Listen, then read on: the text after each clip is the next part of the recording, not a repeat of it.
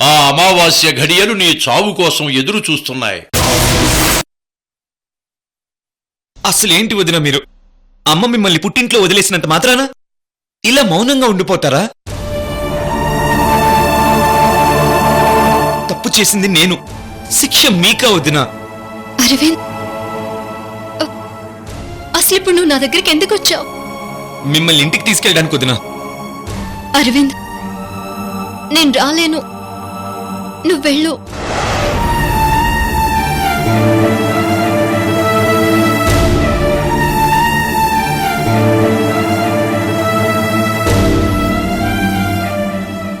ప్రజ్ఞాదేవి గారు నమస్తే. నమస్తే. మీరు? మా నాన్నగారు. అంటే నేను యాక్సిడెంట్ చేసింది నన్నే బాబు. అంకుల్, మరి మీరు హాస్పిటల్లో ఉండాలి కదా? మీ వదిన నన్ను బతికించింది బాబు.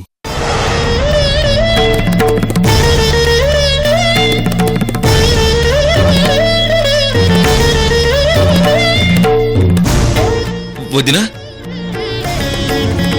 సురేంద్ర వర్మ గారికి ఏం కాలేదా? మీరు బ్రతికించారా? Miracle, miracle! ఎలా? అసలు ఏం జరిగింది వదినా? అరవింద్, ఆయన్ని బ్రతికించింది నేను కాదు, డాక్టర్స్ కేర్ తీసుకున్నారు. ఆ అమ్మవారి దయవల్ల అంతా మంచి జరిగింది. సురేంద్ర వర్మ గారు క్షేమంగా ఉన్నారు. గాడ్ ఈస్ గ్రేట్ వదినా. అంకుల్, నన్ను క్షమించండి.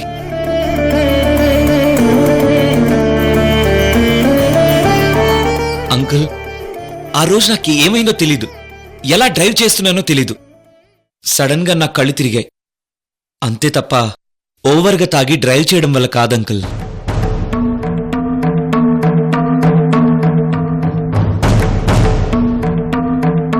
బట్ ఏమైనా నేను తప్పు చేశాను, నన్ను క్షమించండి అంకుల్.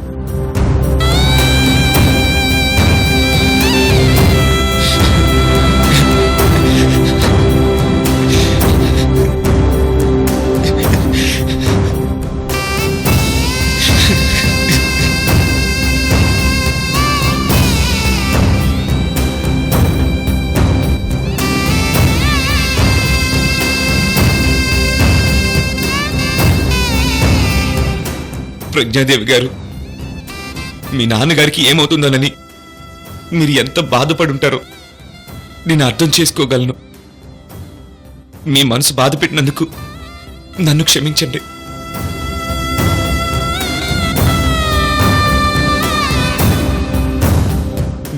నన్ను క్షమించండి. బాబు అరవింద్, లే లే బాబు.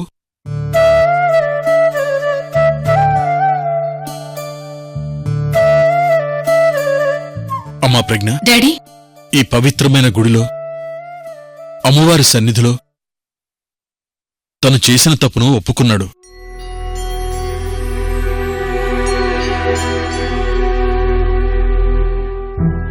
అమ్మవారి సన్నిధిలో పాప పరిహారం అయింది. ఇంక మనం ఆ అబ్బాయిని శిక్షించదేముంది? ఏమ్మా కృష్ణవేణి, నేను చెప్పింది నిజమే కదా?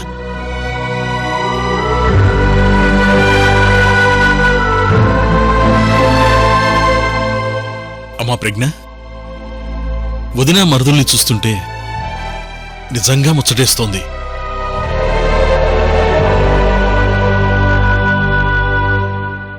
నీకిచ్చిన మాట కోసం వదిన సొంత మరిదికి వ్యతిరేకంగా సాక్ష్యం చెప్పింది.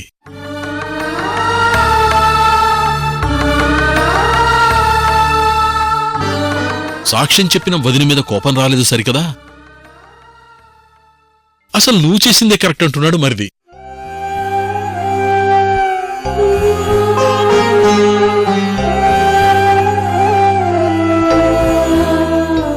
నిజం చెప్పినందుకు వదిన్ని ఇంట్లోంచి బయటికి పంపారని తెలుసుకుని వాళ్ళమ్మని ఎదిరించి వదిన్ని ఇంటికి తీసుకెళ్లడానికి మరిదొచ్చాడు. What a lovely relation.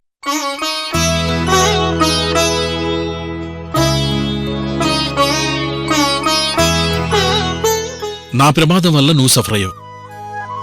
But ఈరోజు నువ్వు నేను హ్యాపీగా ఉన్నావు. అలాగే నిజం చెప్పడానికి కోర్టుకు వచ్చిన కృష్ణవేణి సఫర్ అయింది. కాని తనిప్పుడు సంతోషంగా ఉండాలి. అదీ న్యాయం.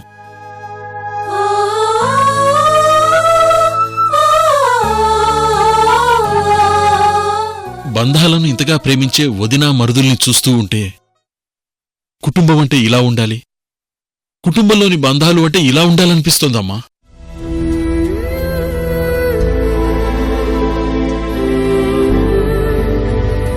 ఇలాంటి మంచి మనుషులు కన్నీళ్లు పెట్టకూడదు. అందుకే కేసు విత్డ్రా చేసుకోమ్మా.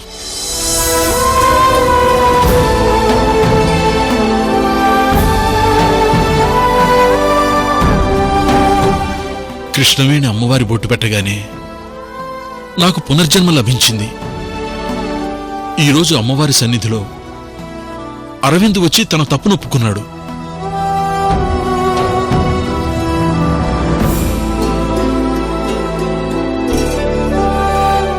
అంటే ఈ సమస్య కోర్టులో కాదు, అమ్మవారి కోర్టులో పరిష్కారం అవుతుందని ముందే రాసిపెట్టుంది. కాబట్టే ఇదంతా జరిగిందనిపిస్తోంది.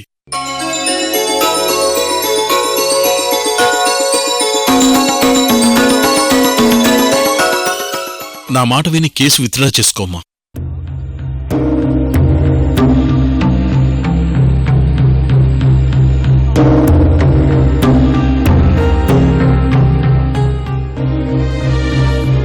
అలాగే డాడీ, కేసు విత్డ్రా చేసుకుంటాను.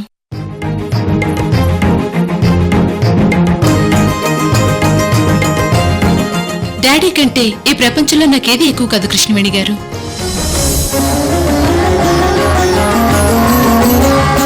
కేసు విత్డ్రా చేసుకుంటాను.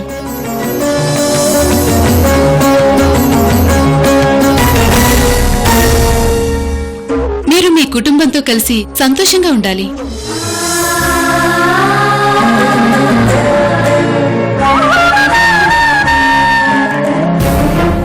Thank you uncle.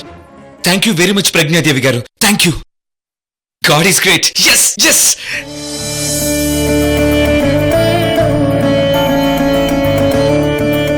వదినా, ఇప్పుడంతా హ్యాపీయే కదా? ఇప్పుడైనా ఇంటికొస్తావా? సారీ అరవింద్, నేను ఇంటికి రాలేను.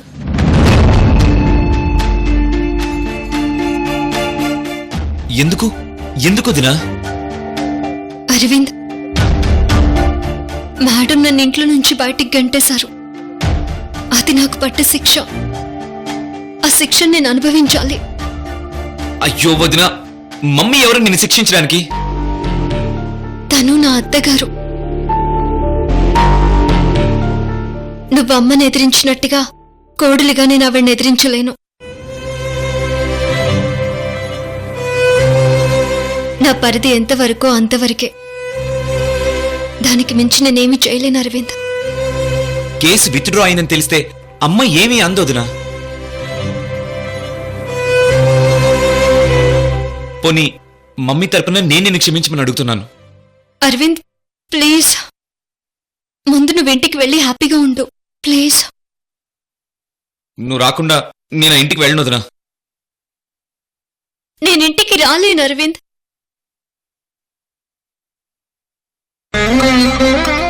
వదినా ప్లీజ్. అరవింద్,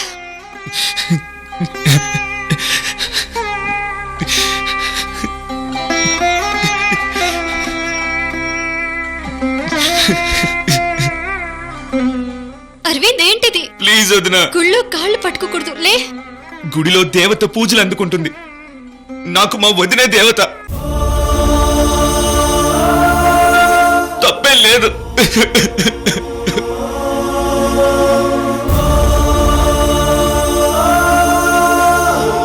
అరవింద్, మీ వదిన గురించి తెలిసి కూడా ఇలా చేయడం ఏంటి? లే అరవింద్, లే. నువ్వు ఇంటికి వస్తానని చెప్పేంత వరకు మీ కాళ్ళు వదలను వదినా, వదలను. అరవింద్, నీకు ఏ మాత్రం ఈ వదిన మీద గౌరవం ఉన్నా లేచి నిలబడు.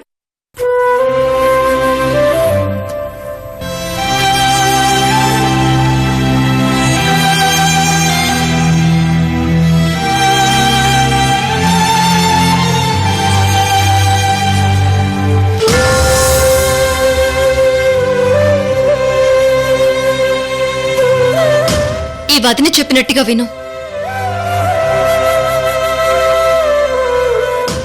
నువ్వొక్క మాట కూడా మాట్లాడకుండా ఇంటికి వెళ్ళు. అర్థమైందా?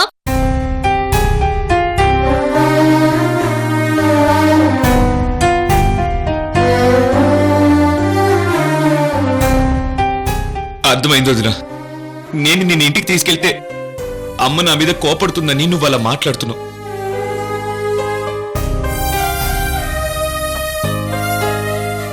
ఇప్పుడు కూడా నా మీద ప్రేమ చూపిస్తున్నావు, కానీ ఈ మరిది ప్రేమని మాత్రం అర్థం చేసుకోవట్లేదు.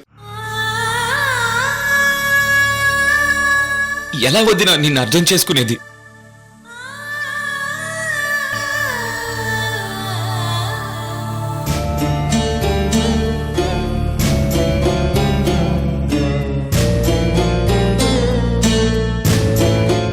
బాబు అరవింద్, మీ వదిన ఎందుకు ఇంటికి రానంటుందో నీకర్థం కాలేదు, కానీ నాకర్థమైంది.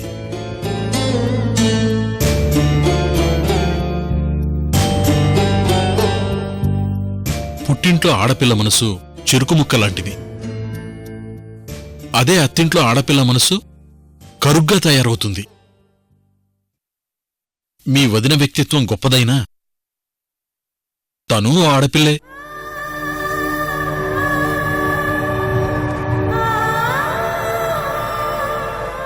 ఇది అత్తాకోడల మధ్య ఉన్న చిన్న చిక్కుముడి. అర్థం చేసుకునే వయసు నీకు లేదు.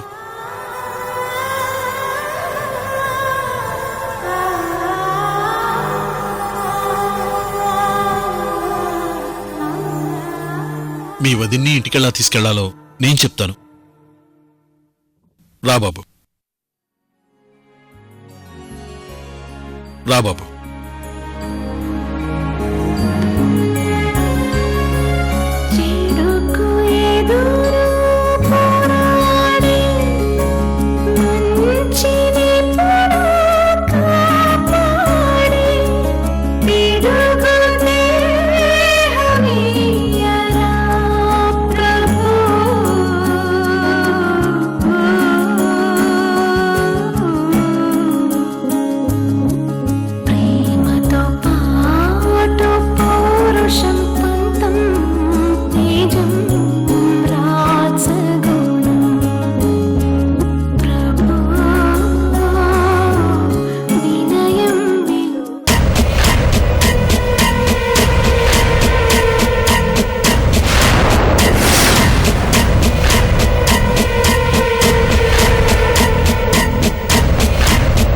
విగ్రహం పోయిన రోజే నీ మీద నాకు అనుమానం వచ్చింది.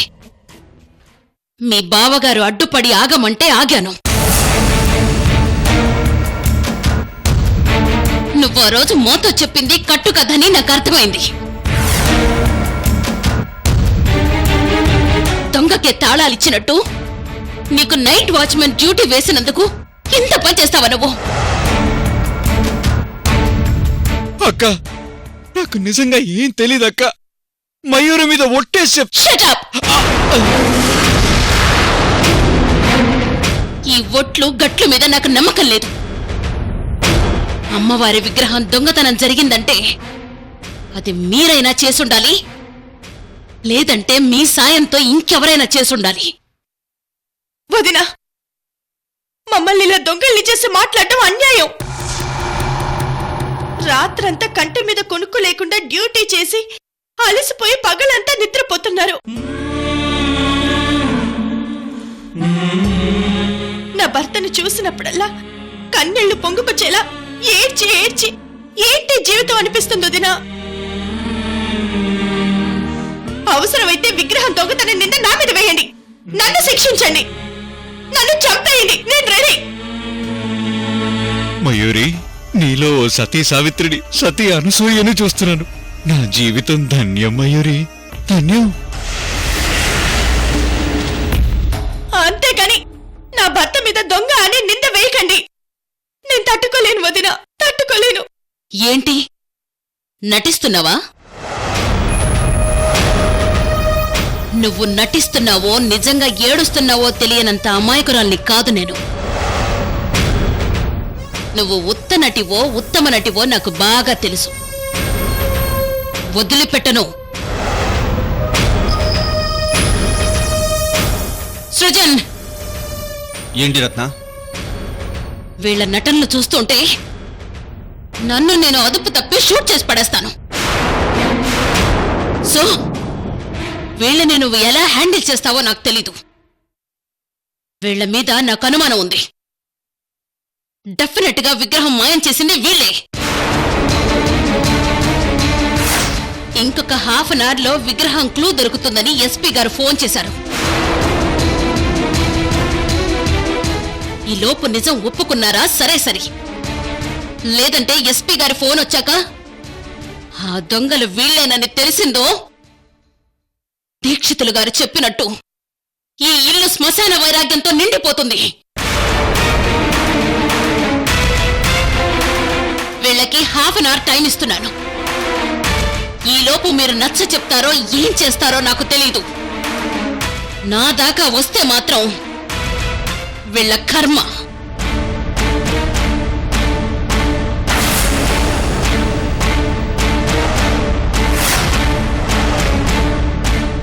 ఏంటమ్మా ఇది?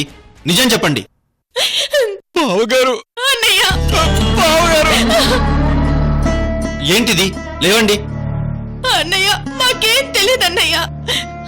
బావగారు, మేము అమాయకులం బావగారు. ముందు మీరు లేవండి, లేవండి. రత్న ఇచ్చిన వార్నింగ్ మీకు తెలుసు కదా.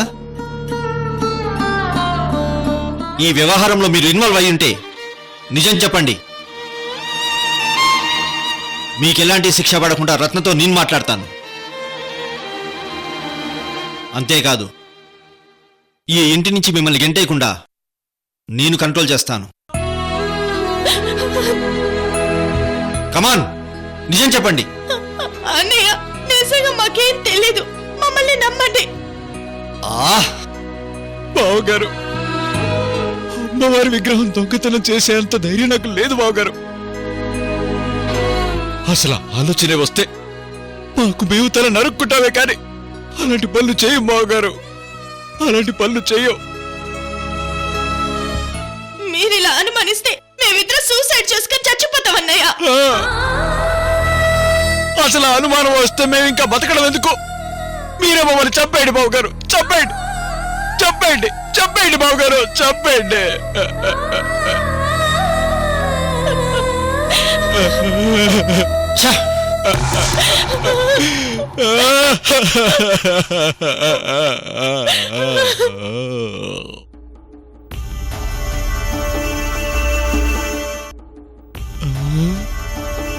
నువ్వు నిజంగానే ఏడుస్తున్నావా లేక నటిస్తున్నావా మయూరి?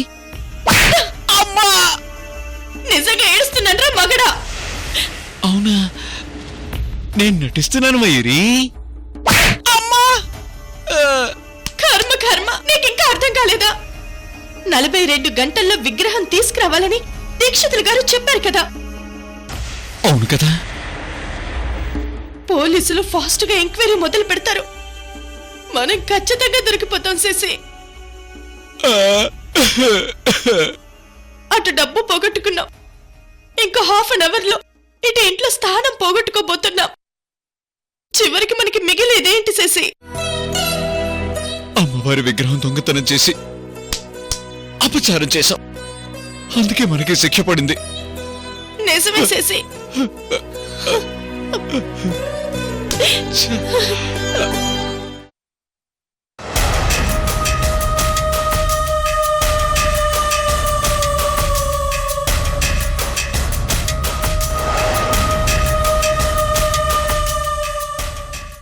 అన్నయ్య, వదినొస్తే మా ప్రాణాలు తీసేస్తుంది. మా మాటలు నమ్మండి అన్నయ్య. అవును బావగారు,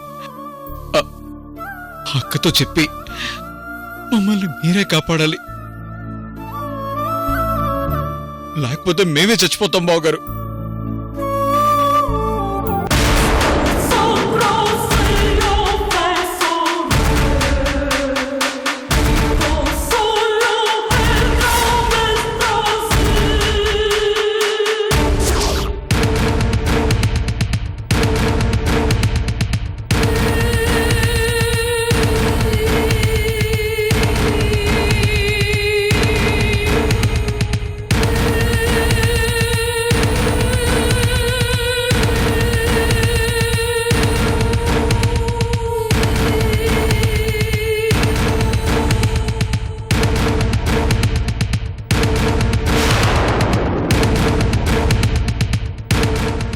ఏమైంది?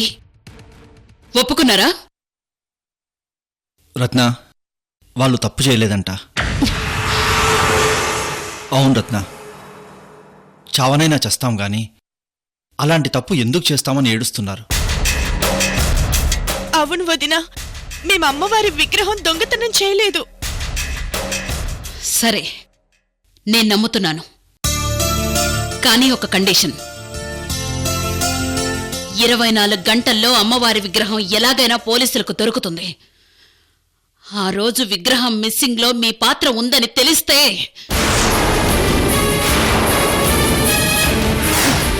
ఆ రోజు నా చేతులతో మీ ఇద్దరికి విషం తాగిస్తాను.